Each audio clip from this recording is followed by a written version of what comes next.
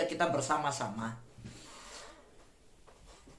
kita merenungkan ya, bahwa dalam perubahan hidup setiap kita ini pasti ingin berubah.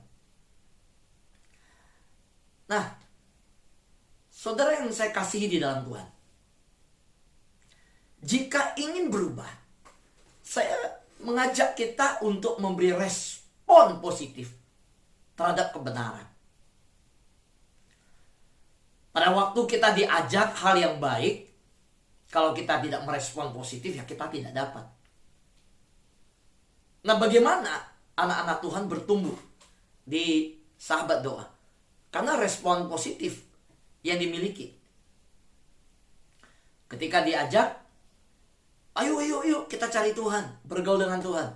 Nah, sungguh-sungguh punya kerinduan untuk bergaul dengan Tuhan. Nah, itu respon yang positif. Ya, ketika datang kebenaran, langsung ya, tidak ditunda. Efesus pasal 4 ayat 21 berkata demikian. Saya ambil dari terjemahan yang bukan terjemahan yang baru ya, tapi terjemahan Alkitab itu banyak sekali ya. Saya ambil yang bagian ini. Kalian sudah mendengar tentang Dia, dan sebagai pengikut-pengikutnya, kalian sudah diajar juga tentang sifat-sifat Allah yang ada padanya. Saya bacakan sekali lagi. Kalian sudah mendengar tentang Yesus. Ini kata Paulus kepada jemaat di Efesus. Kalian sudah dengar tentang Yesus. Dan sebagai pengikut-pengikut Yesus, kalian sudah diajar juga tentang sifat-sifat Allah yang ada pada diri Yesus.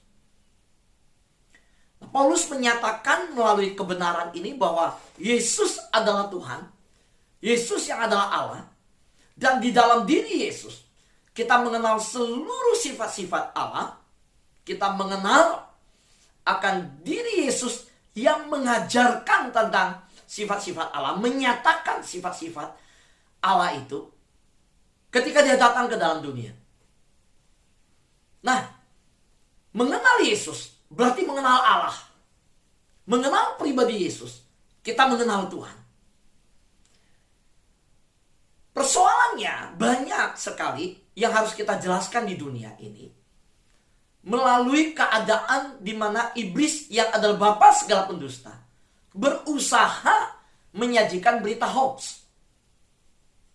Zaman sekarang orang susah membedakan mana berita yang benar, mana yang nggak benar.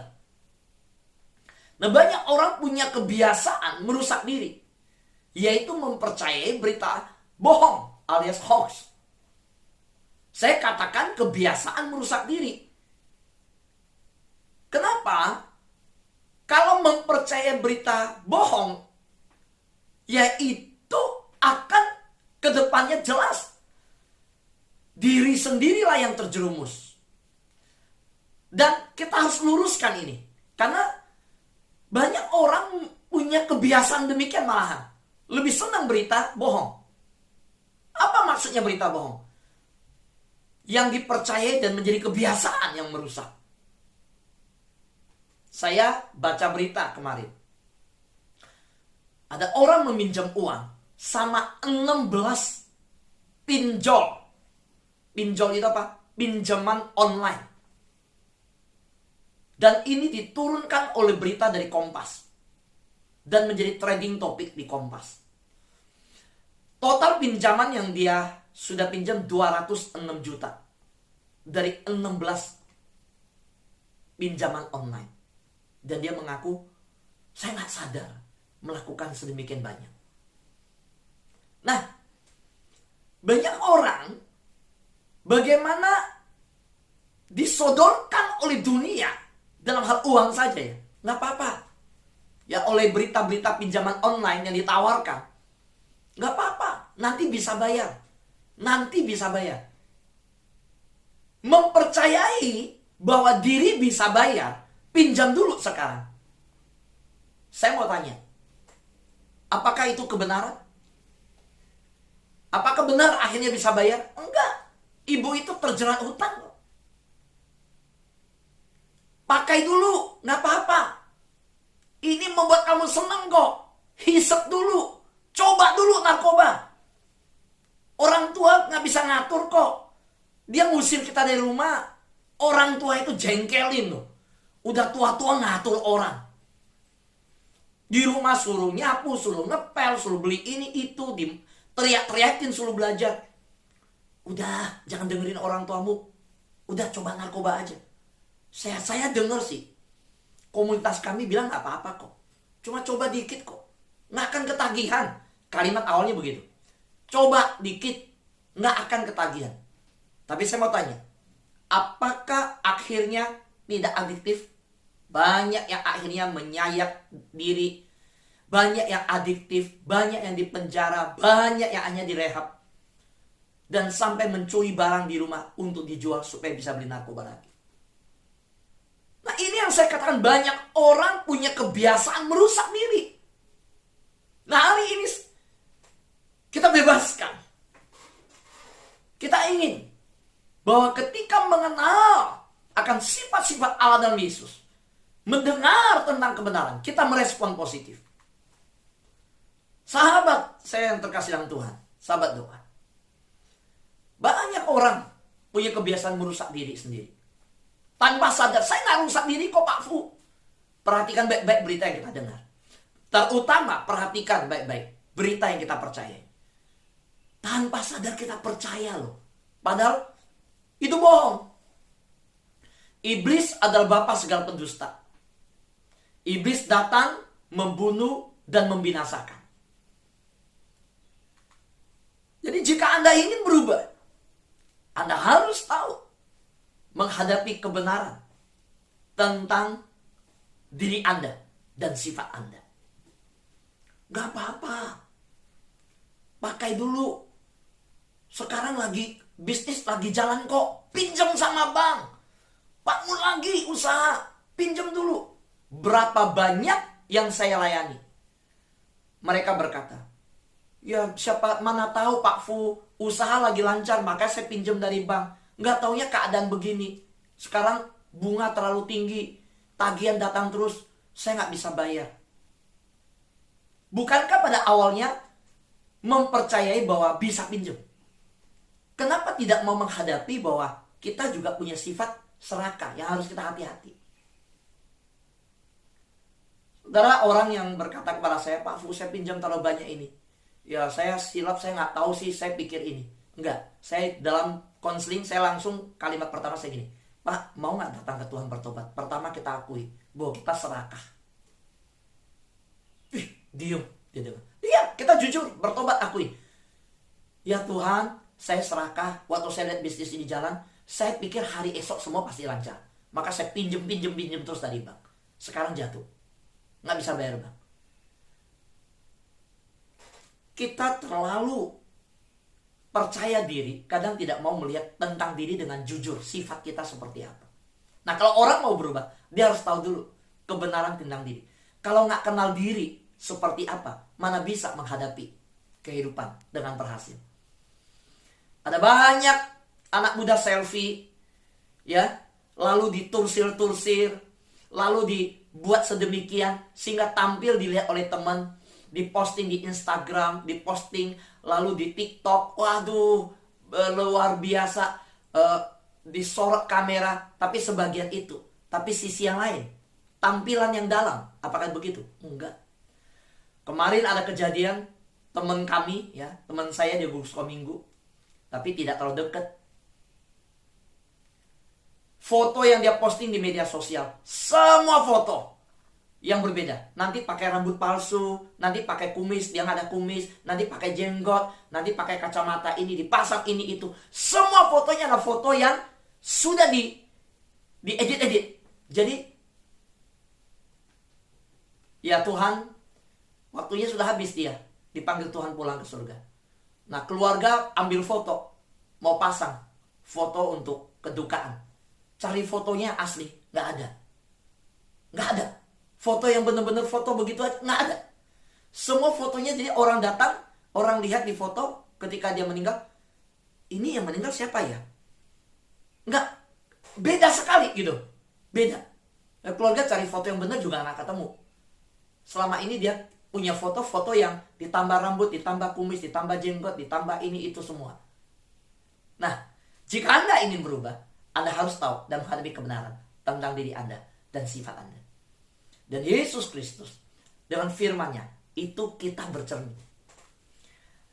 Saudara, saya mau berkata, Anda perlu, ya, saudara perlu merespon positif kebenaran tentang kelemahan Anda, hubungan Anda, kesuksesan Anda, kegagalan Anda, masa lalu Anda, dan masa depan Anda. Kita harus respon. Kalau kebenaran bicara bahwa kita ada kelemahan, ya kita akui. Kalau dikritik itu biasa. Biasa.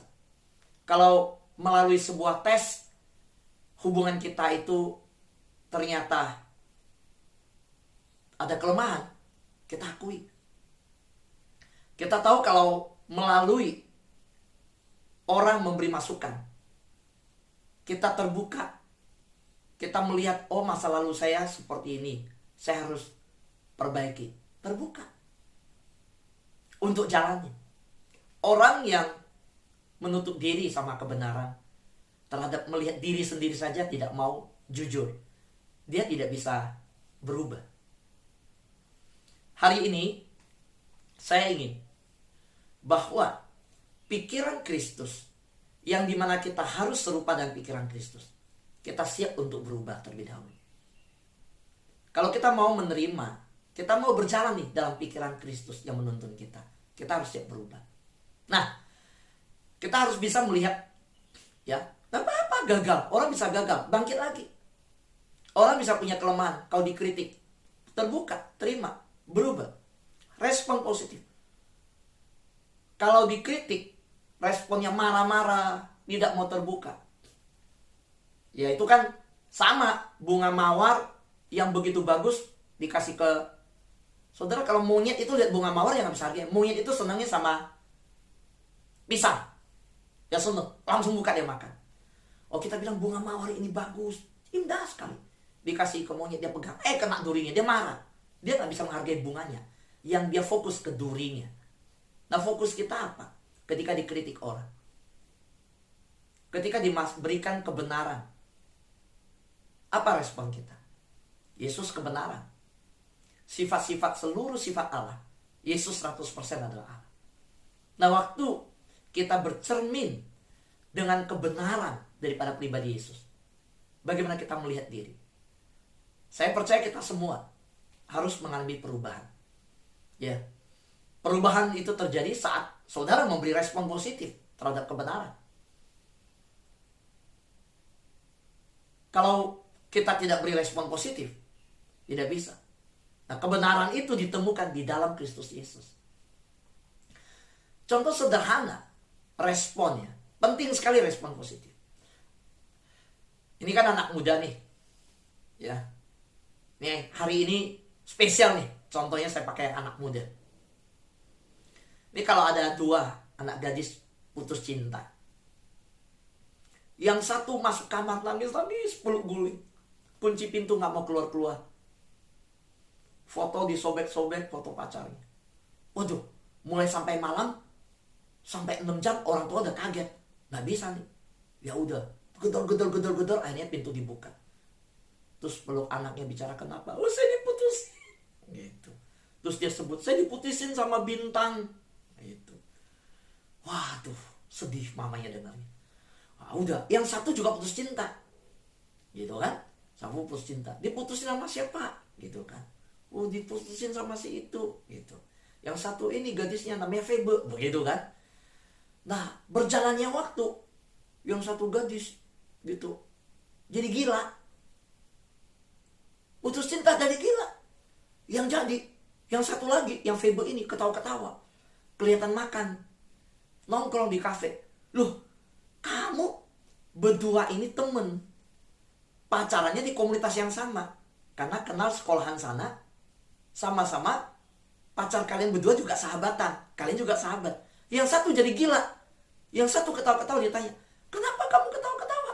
Seneng, tetap happy, malahan gandeng cowok lagi.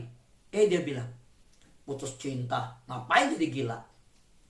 Gila dibalik lagi aja hurufnya. Lagi. Jadi bukan kejadian yang menentukan kita siapa, tapi respon kita terhadap kejadian yang menunjukkan kita siapa. Saya ulangi. Putus cinta nggak harus jadi gila. Putus cinta nyambung lagi aja.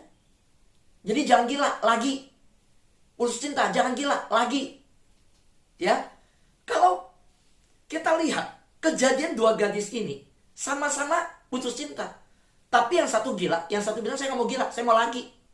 Saya nggak mau tinggal dalam saya mau lagi. Nah, respon itu menentukan siapa kita. Bukan kejadian yang menentukan kita siapa. Tapi respon kita terhadap kejadian itu yang menunjukkan siapa kita.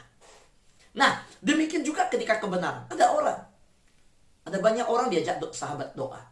Nggak mau datang. Nggak apa-apa. Tapi ada yang respon positif. Dia ikut doa. Dan diberkati, bertumbuh. Nah, bukan undangan itu saja yang didengar. Tapi respon dari orang yang mendengar undangan itu. Nah, kita bersyukur bahwa Yesus sudah memberikan contoh di Alkitab. Pada waktu Sang Tuhan mengadakan pesta, pergilah ke jalan, pergilah. Kirimkan undangan ke sahabat-sahabatku. Berikan undangan untuk datang, ikut dalam pesta perjamuan. Wah, datang terima undangan. Saya sibuk, saya nggak bisa datang. Maaf, saya nggak bisa hadir. Yang satu, ladang saya lagi panen, saya sibuk. Yang satu, oh saya ada acara nggak bisa datang. Lalu sampai waktunya, Tuhan lihat nggak ada yang datang, marah. Oke, pergi ke jalan-jalan, yang timpang, yang cacat, yang susah, yang miskin, yang di jalan, panggil bawa mereka datang dalam pesta perjamuan. Saudara, pada akhir zaman, ya, ketika Tuhan datang, kita mengatakan, semua kita harus siap. Jangan suruh Tuhan tunggu. Karena kalau suruh Tuhan tunggu, kita nggak pernah siap. Selalu siap, karena Tuhan yang suruh kita tunggu. Bukan kita suruh Tuhan tunggu. Tunggu Tuhan, saya belum siap. Saya siap dulu, Tuhan baru datang. Yang bicara begitu, nggak pernah siap. Itu membalikan firman. Yang benar adalah, kita yang tunggu Tuhan datang sambil bersiap-siap. Nah, pada waktu Tuhan datang, dalam perumpamaan itu berbicara bahwa kita sudah harus siap. Karena semua kita Tuhan menilai. Siap gak kita jadi anak Tuhan? Dan Tuhan bisa datang. Dan saya rindu ketika Tuhan datang. Kita dalam pelayanan. Kita dalam doa seperti ini.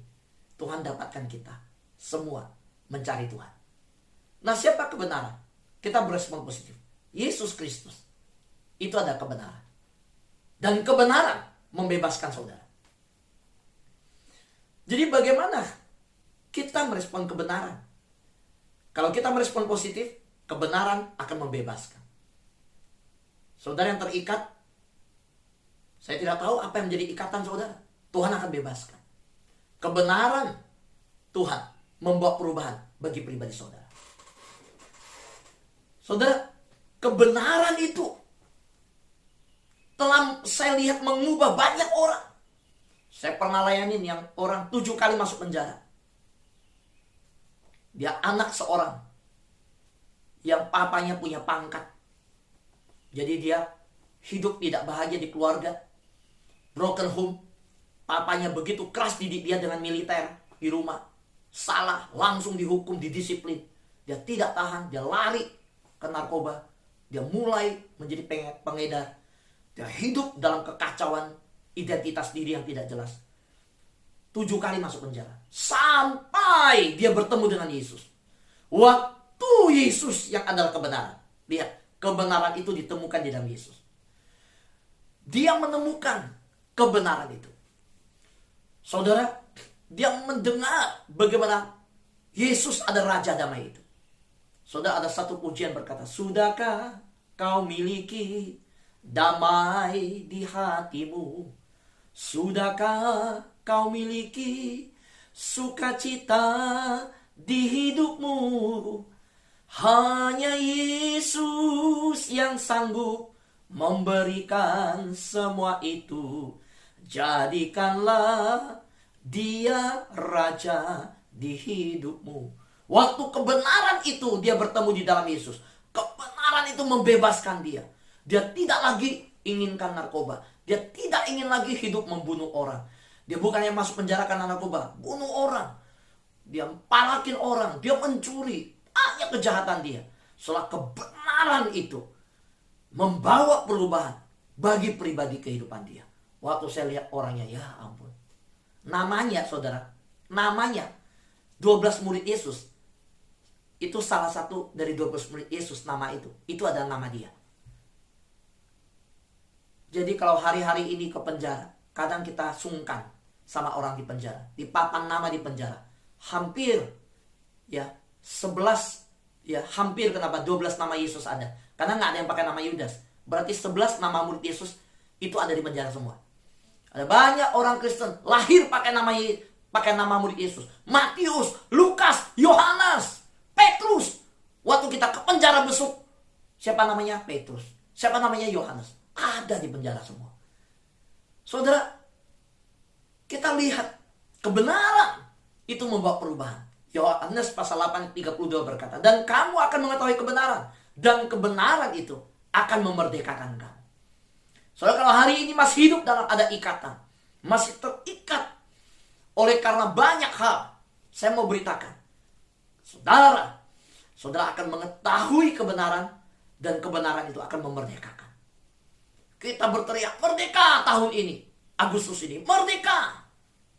Kalau merdeka yang sejati ada kemerdekaan yang bukan hanya jasmani, merdeka dari penjajah, tetapi merdeka dari iblis yang menjajah jiwamu, yang mengikat engkau dengan segala hal yang namanya berita hoax yang engkau percaya. Pada waktu engkau mempercayai berita yang palsu, berarti engkau terjerumus oleh bapa segala pendusta. Iblis adalah bapa segala pendusta. Berita-berita palsu itu datang. Berita bahwa saya sanggup kalau saya lari kepada bunuh diri. Siapa bilang bunuh diri menyelesaikan semua? Itu berita hoax. Nah, kalau mempercayai, itulah yang menghancurkan hidup. Ingat, saudara, kebenaran itu memerdekakan. Yohanes pasal 14 ayat 6 berkata, kata Yesus kepadanya, akulah jalan dan kebenaran dan hidup. Tidak ada seorang pun yang datang kepada Bapa kalau tidak melalui aku. Saudara, inilah berita yang benar. Jangan percaya berita di yang lain. Berita yang benar, inilah justru beritanya. Soalnya ada orang berkata, banyak jalan ke Roma, banyak jalan ke surga. Ketika mempercayai berita itu, saudara sedang merusak diri dan merusak masa depan. Maka tidak terjadi perubahan dalam hidup saudara. Kita yakin bahwa hanya ada satu jalan. Hanya Yesus satu-satunya jalan. Yesus satu-satunya kebenaran. Yesus adalah hidup. Di luar Yesus tidak ada. Saudara, di manakah jalan menuju surga? Tidak ada. Hanya Dia yang datang dari surga membuka jalan ke dunia. Lewat Dialah jalan itu. Tidak ada yang bisa memberikan jalan. Siapakah kebenaran? Hanya Yesus kebenaran. Di luar Yesus tidak ada kebenaran. Jadi yang berkata, enggak. Semua agama mengajarkan kebaikan. Tetapi hanya satu pribadi yang membawa keselamatan. Nabi boleh banyak, tetapi juru selamat hanya satu. Rasul boleh banyak, juru selamat cuma satu. Saudara, silakan. Di dalam pengakuan Yesus, membongkar semua berita-berita yang dunia sajikan. Itu hoax. Ya, Yesus menyatakan kebenaran. Dan hari ini, putuskan. Kalau hidup kita mau berubah, inilah jalannya. Saudara, ketika wanita yang bertemu Yesus, hidupnya gak puas. Dia mempercayai kalau banyak suami itu puas. Yesus berkata, yang ada padamu sekarang, itu bukan suamimu. Dia datang ke sumur, siang bolong. Dia wanita yang merusak tatanan hidup sosial yang baik. Ketika dia keluar rumah, semua wanita yang sedang ngumpul langsung minggir semua. Langsung gosip. Wah, ini perempuan. Wanita gak bener. Sampah masyarakat. Ya, hidupnya cuma ngambil suami orang. Waktu dia keluar, bertemu Yesus di sumur Yakub. Yesus bilang, berikan aku minum. Waduh, kamu orang Yahudi minta minum. Pria bicara sama wanita aja di hari terang gak boleh. Gak etis. Orang Yahudi bicara orang Samaria, itu pun gak boleh. Kamu orang Yahudi, bahkan bicara dengan saya di siang bolong. Saya perempuan, saya orang Samaria, minta minum lagi. Wah, luar biasa. Yesus bilang, kalau kamu tahu dengan siapa engkau bicara, engkau pasti dibebaskan. Kalau engkau mau aku berikan engkau air minum, engkau minta daripadaku air minum yang daripadaku, engkau minum, engkau tidak pernah haus lagi. Nah saudara, di dunia mana ada air yang tidak bikin haus lagi? Yesus berkata, lihat, engkau tidak pernah haus lagi. Saudara, apa yang terjadi? Yesus tawarkan dia. Dia pikir air biasa, enggak. Pada waktu di Yohanes, Yesus berkata, aku adalah air hidup. Di situ kita mengerti, Yesus adalah pintu, Yesus adalah jalan. Di Yohanes itu kita temukan, Yesus memakai banyak perlambangan. Dia adalah air hidup. Maka Yesus berkata, engkau mau, aku mau air itu. Karena dia wanita yang begitu haus akan kepuasan seksual. Dia wanita yang begitu haus untuk dipuaskan kedagingannya. Dia sudah menikah, bukan menikah resmi, mengambil banyak pria. Dan Yesus berkata, yang ada padamu sekarang yang udah 5 pun engkau gak puas. Engkau mau puas? Aku kebenaran. Engkau percaya kepadaku, engkau datang kepada juru selamat, engkau akan dipuaskan itu. Saudara, apa yang terjadi? Dia lepaskan belenggu yang mengikat hidupnya. Dia datang balik ke kampung halamannya. Dia teriak, aku bertemu dengan Mesias. Dan dia memberitahukan siapa aku. Dia bilang, aku udah punya ngambil suami orang. Saudara lihat, dosa yang dulu disembunyikan, dosa yang dulu ditutup rapat, bau yang dulu sengaja ditutup, dia sendiri bongkar bau itu. Kenapa? Dia ketemu kebenaran. Makin ditutup, tidak ada bau yang bisa ditutup. Saudara, Tuhan tidak peduli engkau bau, tapi engkau mau bertobat.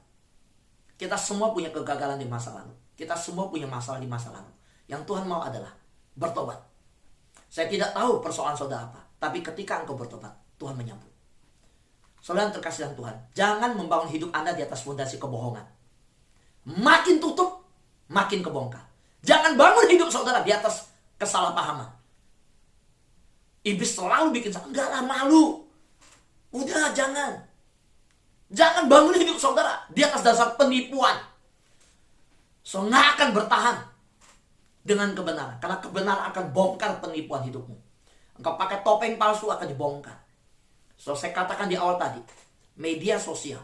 Waduh, tulisir sana, edit sini. Waduh, cakep deh, cakep. Kenalan di media sosial. Setelah ketemu cowoknya kaget ya. Loh, ada cowok yang pakai pria ganteng, Korea.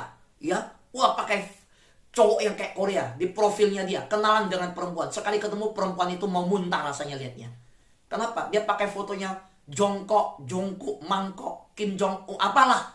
Kuku itu lah, segala macam. Nggak taunya, ya ampun.